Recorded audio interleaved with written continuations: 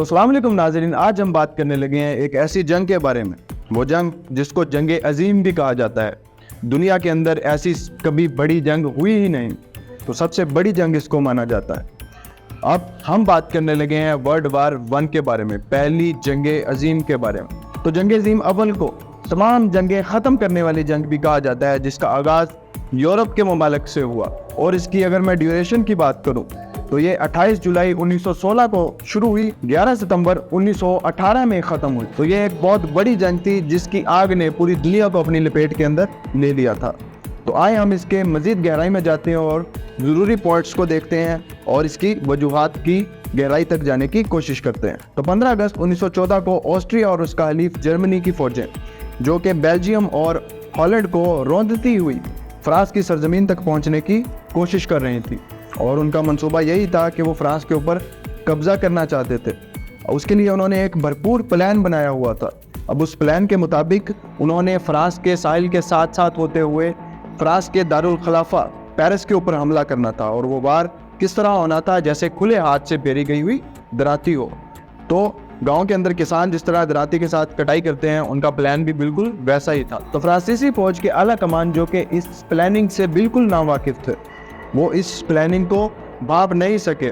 انہوں نے بہت زبردست منصوبہ بندی کر رکھی تھی، اور فرانسیسی اعلیٰ کمان نے بھی بغیر سوچے سمجھے اپنی فوجوں کو مشرقی ساحل کے اوپر جرمنوں کے اوپر حملہ کرنے کے لیے بھیج دیا، اور انہوں نے بغیر کسی پلاننگ کے، بغیر سوچے سمجھے دھاوا بول دیا۔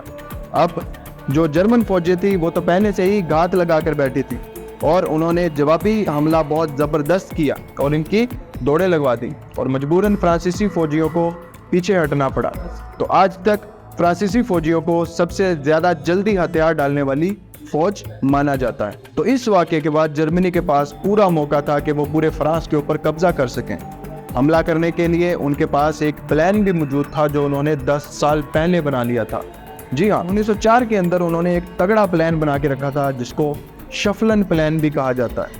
اب اس کو عملی جامہ پہنانے کا وقت آ چکا تھا، اور ادھر فرانس کو بھی یقین آنے لگ گیا تھا کہ ہم ہارنے والے ہیں، کیونکہ فرانس کی فوج کی ڈور جس اعلیٰ کمان کے ہاتھ میں تھی اس کا نام جعفرے تھا، اور وہ اتنا جنگی اصولوں کو جاننے والا شخص نہیں تھا اور بالکل ان ایکسپیرینس تھا، اور اس میں اتنے گٹس بھی شاید نہیں تھے کہ وہ جرمنوں کا سامنا کر سکے۔ اسی وجہ سے فرانسیسیوں کو اپنی ہار سامنے نظر آ رہی۔ اس کی سب سے بڑی وجہ یہ تھی کہ مسٹر ہیلگن، جس کو بہت بڑا جرنیل مانا جاتا تھا، وہ بھی اب جرمنوں کے سامنے ٹک نہیں سکتا تھا۔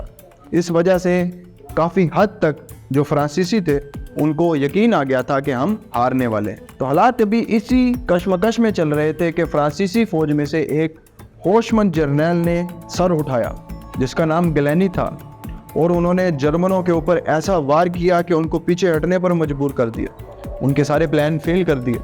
اتنا خطرناک وار اور اتنا پری پلانڈ وار ان کے اوپر کیا کہ ایک دفعہ جرمنی کی فوج کو پیچھے ہٹنا پڑا، اور ان کی جو پیش قدمی تھی وہ وہیں پر رک گئی۔ تو اس کے 400 سال بعد بھی کبھی فرانس تھوڑا سا آگے چلا جاتا ہے اور کبھی جرمنی تھوڑا سا آگے آ جاتا ہے، تو آج تک وہ تنازع وہیں پر قائم ہے۔ تو مگر انگریزوں نے کوئی خاص کارروائی نمایاں انجام نہ دیے، نہ انہوں نے اس وقت تک فاش جیسا جرنیل پیدا کیا تھا جس کی زیر قیادت اتحادیوں کو بالآخر فتح نصیب ہوئی، اور نہ ان کے سپاہیوں نے وردن جیسی خون ریز لڑائی لڑی جس میں فرانس کے 3,15,000 آدمی بڑی بہادری سے لڑتے ہوئے مارے گئے۔ تو جرمن جرنیلوں میں سب سے زیادہ واضح نام وہ اشخاص جس میں لارڈ نڈارف اور لارڈ ہینڈبرگ شامل ہیں، اور فرانسیسی جرنیلوں میں فاش اور پتیان قابل ذکر ہیں۔